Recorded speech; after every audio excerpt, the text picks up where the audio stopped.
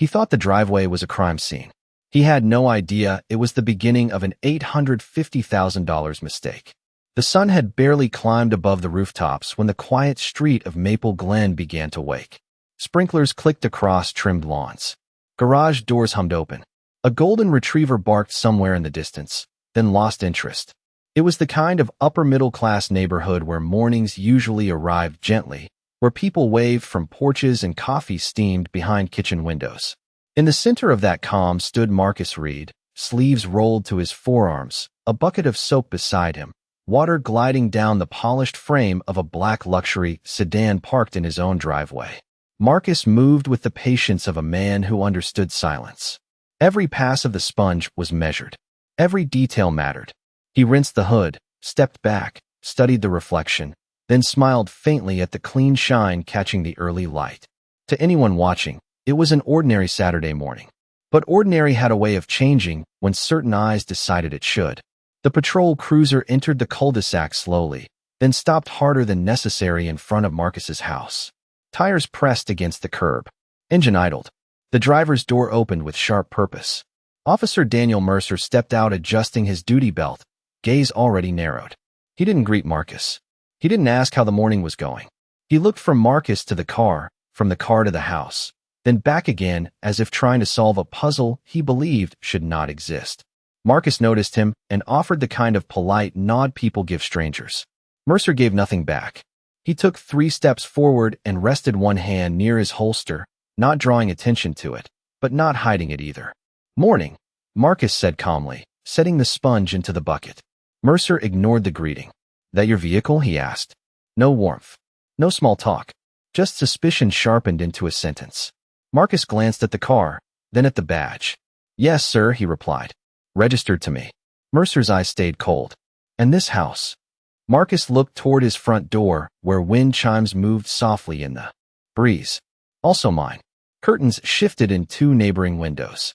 Across the street, a man collecting his newspaper slowed without meaning to. Tension has a soundless way of announcing itself.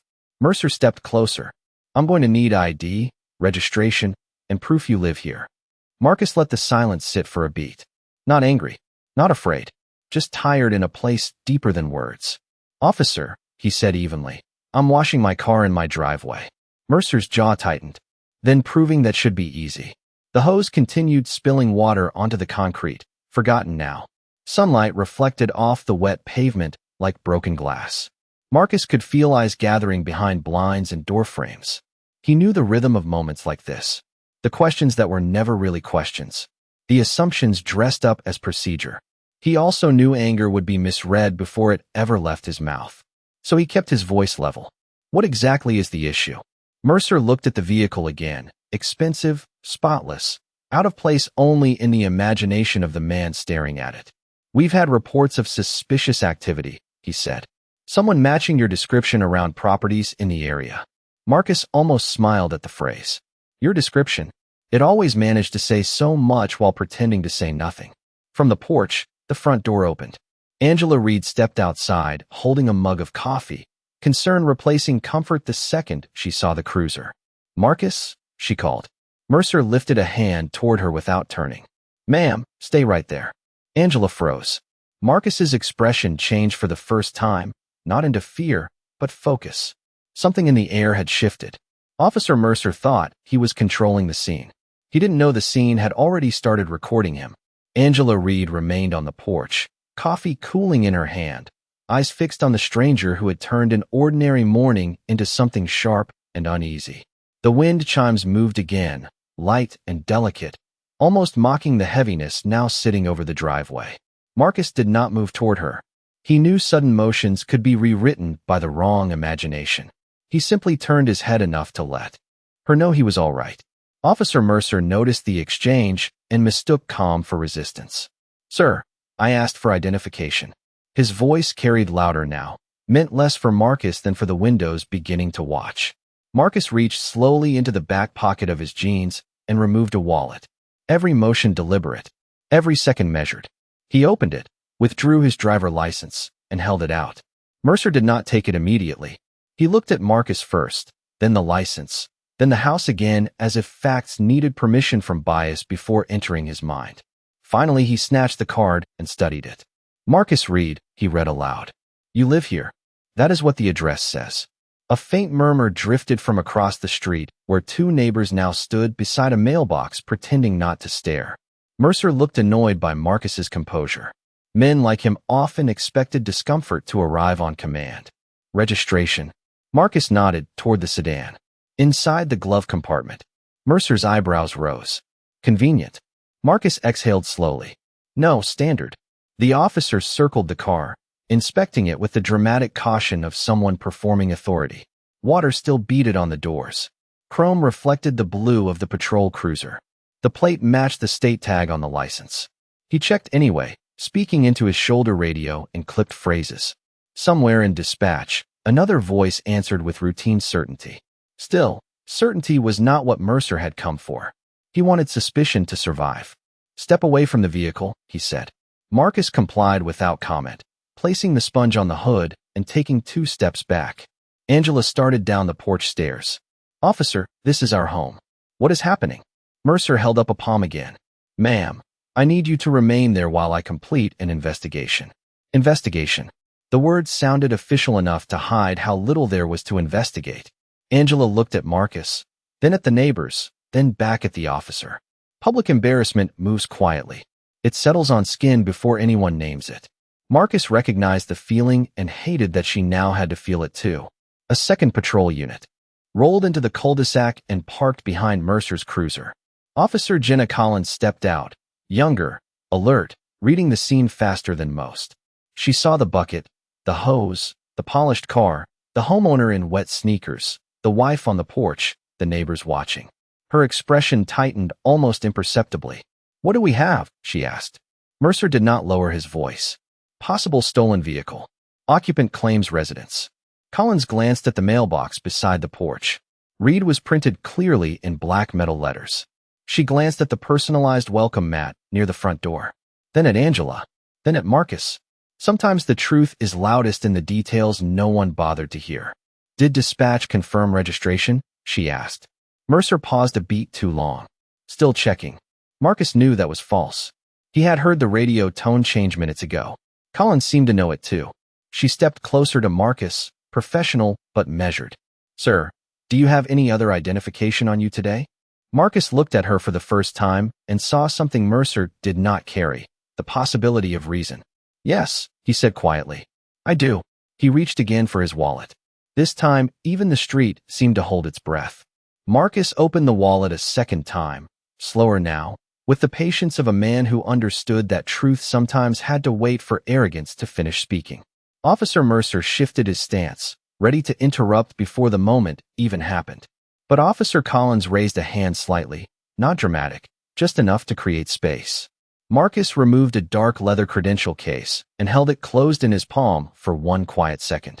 The neighborhood watched from porches, windows, sidewalks, pretending not to watch at all. Angela stood motionless on the steps, coffee mug forgotten. Even the retriever across the street had gone silent. Marcus flipped the case open. A gold badge caught the morning light. Beneath it sat a federal identification card with his photograph, full name, and seal. Bureau of Alcohol, Tobacco, Firearms, and Explosives. Special Agent Marcus Reed. Collins read it first. Her expression changed immediately, not with fear, but with the quick recalculation of someone who recognized the weight of facts.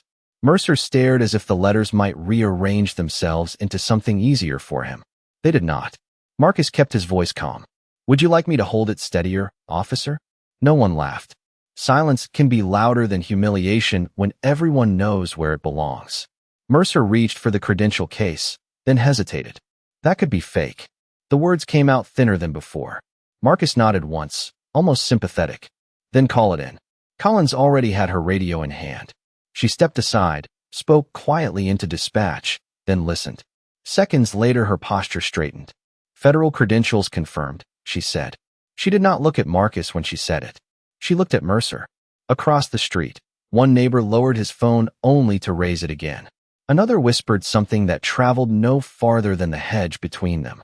Angela descended the final stair and crossed the driveway, stopping beside Marcus. She did not touch him. She simply stood there shoulder to shoulder, a statement stronger than any argument. Mercer glanced around and finally seemed to notice the audience he had created. The wet driveway, the polished sedan, the mailbox with "Read" in bold metal letters, the welcome mat, the wife, the witnesses. Every ordinary detail he had dismissed now formed a wall around him. "If you had identified yourself earlier," he began, reaching for the oldest refuge of the cornered man, "this misunderstanding could have been avoided." Marcus turned his head slowly. "I gave you my driver license." Mercer opened his mouth, then closed it.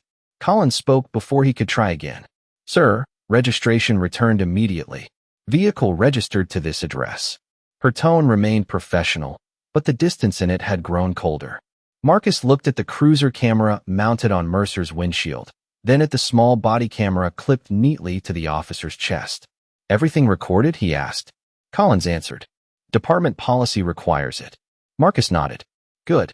Angela finally spoke, voice steady but edged with the kind of hurt that arrives after public dignity. "Has been tested. He was washing our car on our property." Mercer did not meet her eyes. The morning that had begun with suspicion now belonged to consequence, though consequence had not fully arrived yet. Marcus closed the credential case and slipped it back into his wallet. "Officer Mercer," he said, "do you know what the hardest part of this is?" Mercer said nothing. "It is not that you stopped me. It is that none of this looked unusual to you." Collins lowered her gaze briefly, perhaps because she knew exactly what he meant. Somewhere down the block, a garage door opened and then immediately closed again. Life trying awkwardly to resume. But some moments do not let a streak go back so easily. Mercer took one step backward. For the first time since stepping out of his cruiser, he looked smaller. Then Marcus glanced toward the security camera mounted above his garage and said the words that truly changed the morning. "My system records audio too." The words landed heavier than any raised voice could have. "My system records audio too." Officer Mercer looked up toward the small camera above the garage as if seeing it for the first time, though it had been there the entire morning. Some truths are obvious only after they become dangerous. The red indicator light blinked steadily, patient and indifferent. Angela folded her arms beside Marcus, not out of anger, but to hold herself together. Collins shifted her weight and glanced between the camera, the cruiser, and Mercer's body cam. Layers of record now surrounded the driveway like walls no excuse could climb. Mercer cleared his throat. "There is no need to escalate this." Marcus almost smiled at the phrase. Escalate. Another clean word often used after someone else had already made the mess. "You arrived escalated," Marcus said quietly. "I was washing my car." Across the street, a teenager on a bicycle had stopped at the corner pretending to fix his shoelace while listening to every word. 2 houses down, blinds moved again. A neighborhood remembers moments like these longer than anyone expects. Mercer tried another path. "I was responding to suspicious activity." Collins looked toward him sharply, perhaps because she knew dispatch logs would tell their own story. Marcus nodded once. "Then we should all be grateful for documentation." He reached into his pocket and removed his phone. The screen was already active, recording. Mercer's eyes dropped to it. "You cannot record me without consent." Collins spoke immediately. "That is incorrect, officer." The correction was calm, factual, and somehow more painful because of it. Marcus said nothing. He simply set the phone on the hood of the sedan, lens angled toward the driveway. Water droplets on the paint reflected tiny fractured images of badges and faces. Angela took a breath and found her voice again. "Do you know what my husband was doing 30 minutes ago?" Mercer stayed silent. "Making breakfast. Then he came out here to wash the car, because we are hosting my parents tonight." Her eyes hardened. Now the whole street gets a show instead. Mercer finally looked at her, but only for a second. Shame often cannot hold eye contact. Collins touched her shoulder radio. "Supervisor requested on scene," she said. No one had heard her call it, but everyone understood why she had. The morning air felt warmer now, the sun higher, the driveway drying in patches where water had spread and retreated. Marcus leaned lightly against the fender, composed in a way that made Mercer seem increasingly restless. "You know what interests me most?" Marcus said. "Not the question about the car. Not even the house." Mercer said nothing. "It is that you never asked my name first. You saw me before you saw a person." Collins lowered her gaze again. The teenager at the corner slowly stood up, forgetting the fake shoelace entirely. A black SUV turned into the cul-de-sac and rolled to a controlled stop behind the second patrol car. Captain Laura Hayes stepped out in pressed uniform, silver hair pinned neatly, expression unreadable in the practiced way leadership often learns. She took in the scene in one sweep.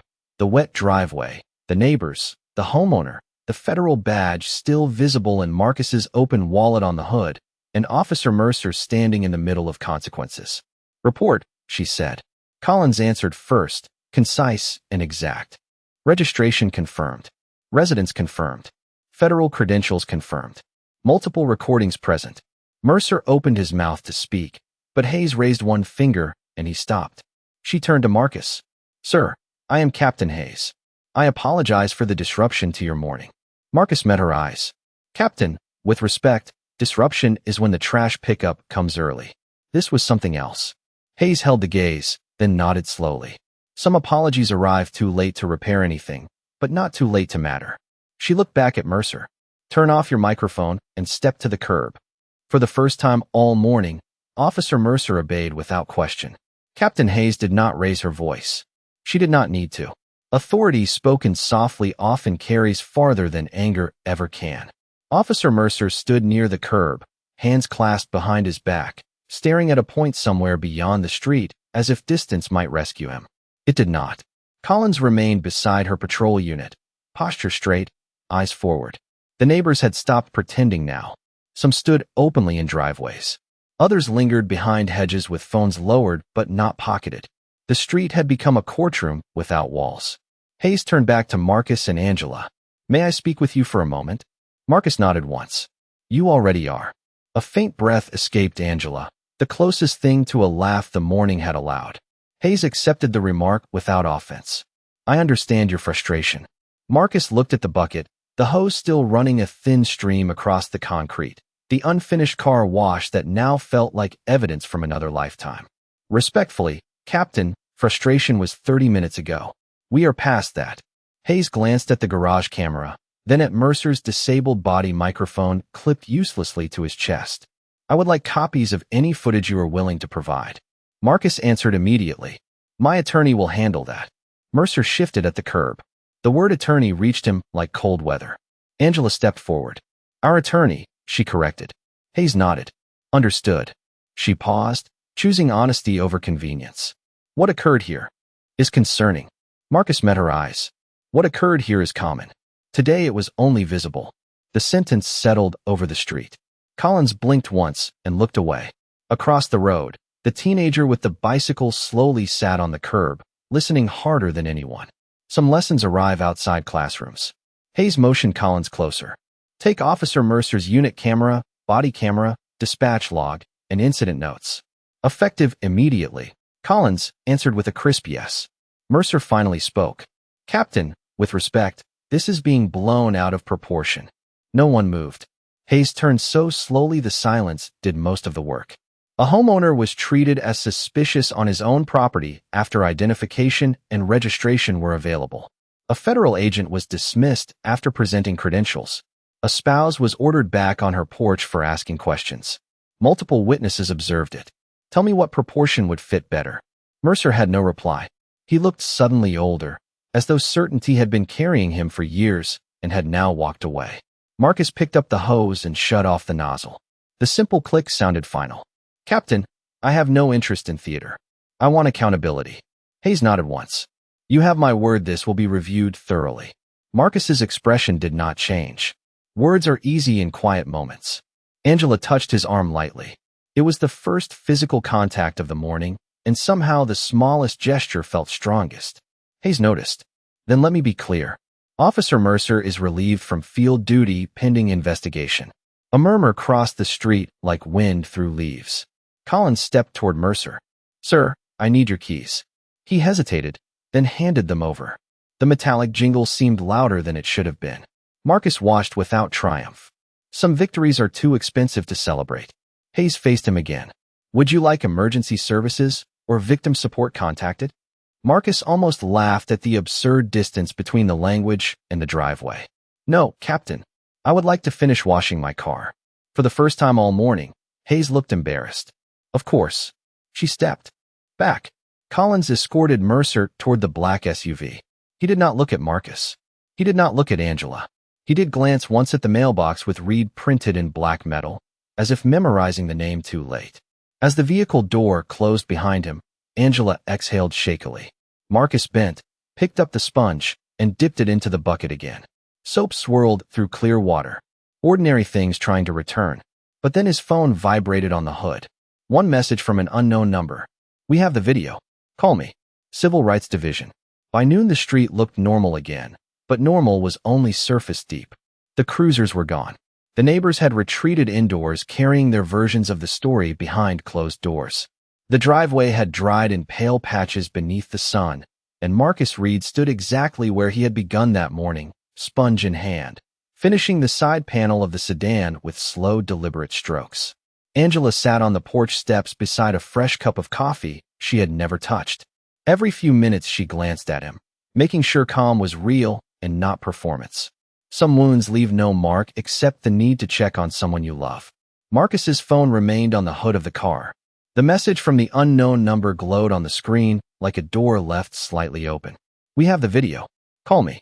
Civil Rights Division. Angela finally broke the silence. "Are you going to call?" Marcus rinsed the sponge and watched soap slide down the tire. "Eventually. Why not now?" He looked toward the street where children were beginning to ride scooters, as if nothing important had happened there. "Because I do not want my first decision to come from anger." Angela studied him for a long moment. "And if it comes from dignity?" That question stayed between them. Marcus dried his hands with a towel and picked up the phone. He dialed. The call was answered on the second ring by a woman with a steady voice and no wasted words. Deputy Director Naomi Price. Marcus introduced himself. There was no surprise on her end. "Agent Reed, I was expecting your call." 3 neighbors sent footage. 1 local attorney sent body camera timestamps anonymously. "Your department camera angle is especially clear." Marcus glanced at the garage camera above him. "People moved quickly." "People are tired," Price replied. "That can look like speed." Angela listened from the porch, eyes fixed on Marcus's face. "What happens now?" he asked. "That depends on what you want," Price said. "Administrative review will happen. But this appears to involve selective enforcement, public humiliation, and procedural misconduct. If you choose, we open a civil rights inquiry immediately." Marcus did not answer at once. The breeze lifted the flag near the front walk, then let it fall again. "I work federal cases," he said. "I know what inquiries become." "Then you also know what silence becomes," Price answered. He closed his eyes briefly. "Some truths do not need volume." "Send me the paperwork," he said. By late afternoon, the story had traveled farther than Maple Glen. A clipped 30-second video taken from across the street appeared online. No shouting, no chaos. Just a black homeowner in his driveway, a white officer questioning ownership of a car, then the quiet reveal of a federal badge. Millions of people have seen louder things. But dignity under pressure has its own gravity. Comments poured in faster than anyone could read them. Former officers, veterans, lawyers, parents, neighbors from states Marcus had never visited. Many wrote the same sentence in different forms. "This happened to me too." At 6:15, Marcus changed into a navy suit and drove downtown with Angela beside him. The city building was cool with recycled air and polished floors. Conference room B waited behind frosted glass. Inside sat Deputy Director Price, 2 attorneys, Captain Hayes, and an empty chair reserved for the city manager running late. Hayes stood when Marcus entered. "Agent Reed." He nodded politely. "Captain."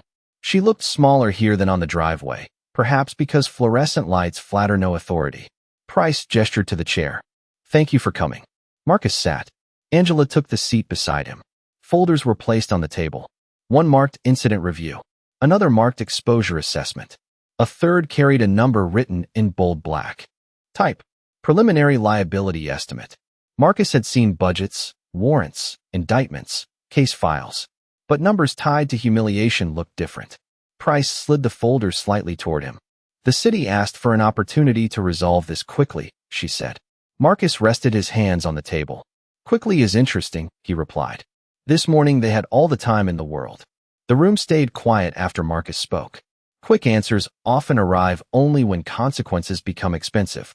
Deputy Director Naomi Price folded her hands on the conference table and let the silence work.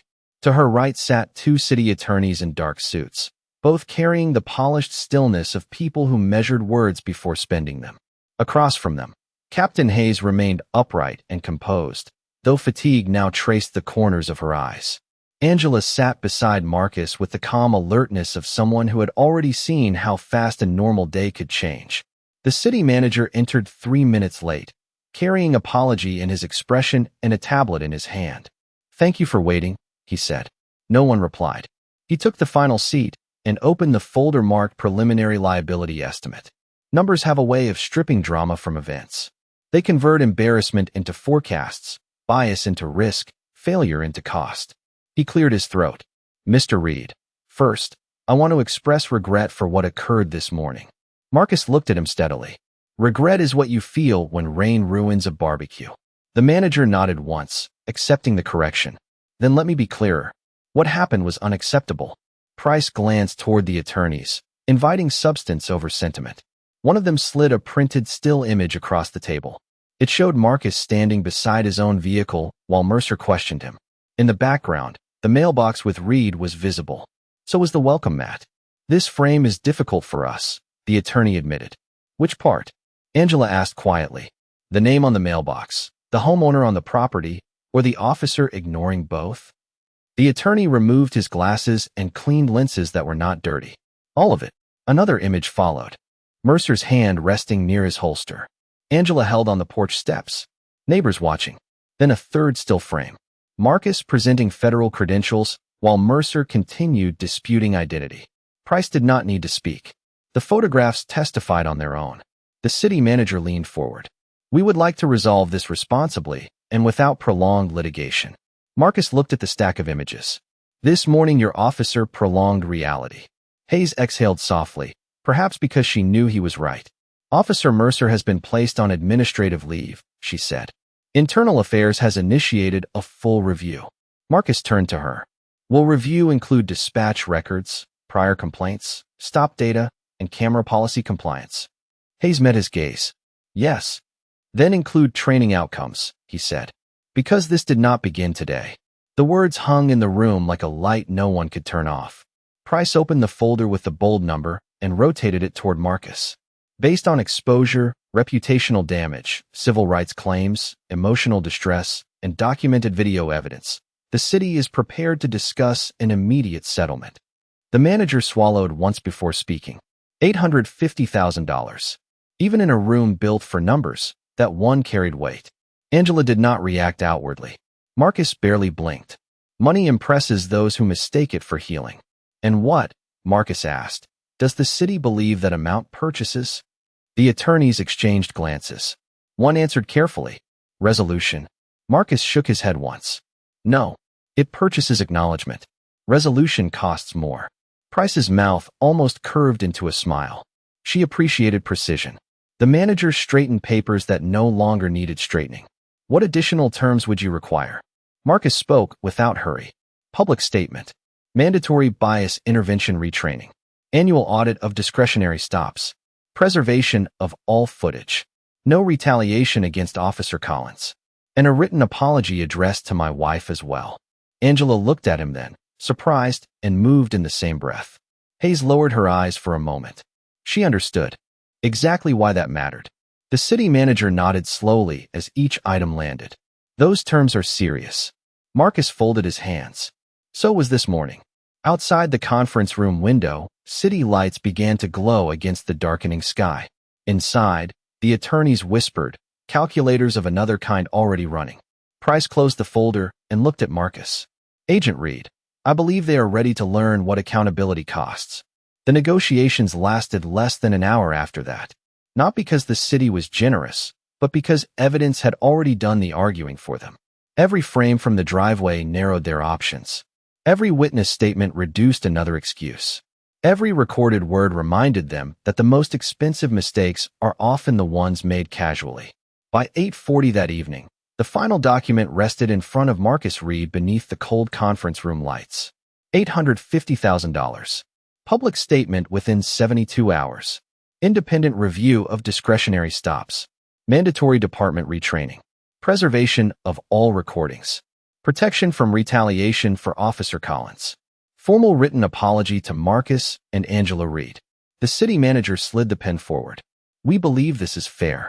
Marcus looked at the paper, then at the people around the table. Fair would have been me finishing my car wash in peace. No one challenged that. He signed anyway, not with triumph, but with steadiness. Some signatures celebrate victories. Others simply mark where patience finally stopped carrying the burden alone. Angela signed the witness line beside him. When she finished, she set the pen down gently, as if refusing to give the room even the sound of satisfaction. Captain Hayes stood first. Mr. Reed. Mrs. Reed. Her voice was measured, but sincerity had found its way into it. I am sorry. Marcus met her eyes. Then make sure the next family never needs a settlement to hear that. Hayes nodded once. Deputy Director Price gathered the folders with efficient hands. The statement will trend by morning, she said. But policy matters more than headlines. Marcus gave a faint smile. Then let the headlines pay for the policy. Outside City Hall, cameras already waited behind metal barriers.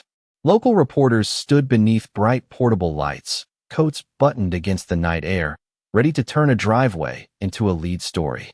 Marcus and Angela stepped through the doors together. Flashbulbs sparked. Questions flew fast and overlapping. Agent Reed, do you feel vindicated? Was race a factor? Do you forgive the officer? What will you do with the money? Marcus raised one hand, and the noise softened. He had learned long ago that calm can command more than volume. This was never about money, he said. Money is what institutions offer when respect was cheaper and they refused to give it. Pens moved quickly. Cameras leaned closer. This morning, I was a homeowner washing a car. By afternoon, I was evidence. By tonight, I am a reminder. The street behind the reporters went still. Even traffic seemed to pause for the sentence. Angela stepped to the microphone beside him. And let me add something, she said. Humiliation does not happen to one person. It reaches spouses, children, neighbors, anyone forced to witness it. Accountability should be just as public. The question stopped entirely then. Some truths silence rooms better than speeches. Back in Maple Glen, neighbors watched the live coverage from living rooms where curtains remained slightly open. The teenager with the bicycle replayed clips online and sent them to friends. Across town, Officer Collins sat alone at her kitchen table, reading the settlement terms and feeling, for the first time all day, that doing the right thing had not been pointless. In a small apartment on the other side of the city, Officer Mercer watched the news without sound. His name had not been released, but he recognized himself in every blurred frame. Sometimes shame needs no caption. Near midnight, Marcus and Angela returned home. The driveway looked ordinary again under the porch light. The bucket still sat near the garage. The sponge had dried stiff in the tray. Marcus walked to the sedan, ran a finger across the hood, and found a thin line of dust already forming. Angela smiled for the first time since morning. Looks like you need to wash it again. Marcus looked at the house, the mailbox, the quiet street, all of it still his. No, he said softly. Tonight it is clean enough. 3 weeks later, Saturday morning returned to Maple Glen with the same gentle rhythm it had worn before everything changed. Sprinklers clicked across trimmed lawns. Birds argued from power lines. A delivery truck rolled slowly past and kept going. The street looked identical, yet nothing in it was quite the same. Some events do not alter buildings or trees. They alter what people are willing to ignore. Marcus Reed stood once again in his driveway beside the black sedan, bucket filled, hose uncoiled, sleeves rolled to his forearms. The scene was familiar enough to feel almost ceremonial. Angela opened the front door, carrying 2 mugs of coffee, and set one on the porch rail. Round 2, she asked. Marcus smiled faintly. This time I plan to finish. Across the street, the same neighbor who once watched from behind curtains crossed over openly with a plate of blueberry muffins balanced in both hands. Morning, Marcus. Angela. He offered the plate awkwardly. I should have come over sooner. Marcus accepted the gesture for what it was. Not perfection. Effort. Morning, Tom. The man nodded toward the driveway. Need an extra sponge? They both laughed softly, and the sound surprised the street more than sirens ever had. Down the block, the teenager with the bicycle now waved every time he passed the house. Children no longer slowed near the driveway to stare. They slowed because Marcus had become the neighbor who fixed loose chains and pumped flat tires. Reputation, once threatened in a morning, had returned stronger through grace. Inside City Hall, policies had already begun to shift. Training schedules were rewritten. Camera compliance rules tightened. Stop data reviews were no longer optional. Officers sat through sessions that used no names, but showed one blurred driveway again and again. Instructors paused the video at key moments and asked a simple question. What did he miss first? The answer was never the badge. It was the person. Captain Hayes sent a handwritten note 4 days after the settlement. No logo. No legal language. Just ink on paper. Thank you for demanding better. Angela placed it in a kitchen drawer beside family photos and takeout menus. Some apologies belong in museums. Honest ones belong near everyday things. Officer Collins remained on duty. Quietly, without announcement, she had become a point of trust in neighborhoods where trust had worn thin. People remembered who corrected the lie while it was still happening. As for Officer Mercer, his resignation was brief and signed in the news cycle, buried beneath larger stories by the following week. Yet some losses do not need headlines to endure. He had spent years believing authority was something worn on the chest. In a single morning, he learned it can also be lost there. Marcus dipped the sponge into the bucket and spread soap across the hood in smooth circles. Sunlight moved over the paint like water over stone. Angela sipped coffee on the porch steps, relaxed now in a way she had not been since that first interruption. You know, she said, most people would have bought a new car. Marcus glanced up. Why? Because they got a settlement. He rinsed the sponge and smiled. This one already taught the city enough. She laughed, full and easy this time. The mailbox beside the walk still read "Read" in bold black metal letters. The welcome mat still sat square beneath the door. The camera above the garage still blinked red, patient as ever. Ordinary objects had become witnesses, then symbols, then ordinary again. That is how healing often works. It does not erase the memory. It returns the room to usefulness. Marcus finished the final panel, stepped back, and admired the reflection in the clean black paint. House, trees, blue sky, himself. No distortion, no suspicion, just truth looking back clearly. He set the sponge down and reached for the towel. Somewhere nearby, another garage door opened. Another family started their day. Another street chose what kind of place it wanted to be. Marcus dried the hood slowly and spoke almost to himself. He thought he was checking ownership. Angela heard him anyway. What was he really checking? Marcus folded the towel neatly over his shoulder. Weathered dignity. Still had to prove where it lived.